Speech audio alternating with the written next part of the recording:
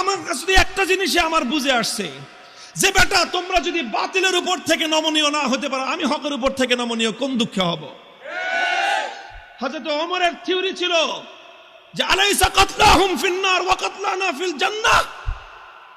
হযরত ওমর রাগে ক্ষোভে হুজুর সাল্লাল্লাহু আলাইহি ওয়াসাল্লাম এসে বলতেছে যে হুজুর আচ্ছা কোন তো থিওরিটা এটা কিনা, যে বেঈমানরা মরলে জাহান্নামে যাবে, ইমানদাররা মরলে জান্নাতে যাবে, কথা ঠিক আছে না হুজুর?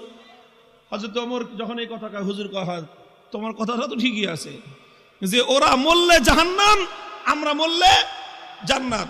কয় হুজুর তাইলে আবার 3 নম্বর কথা কি? ফালামা নুতি হাযিহি দানিয়াতা ফি দীনিনা। বেঈমান যদি নমনীয় না হতে পারে, মরলে জাহান্নামে যাবে, তাহলে আমি মরলে জান্নাতে যাব, আমি নমনীয় হব কেন?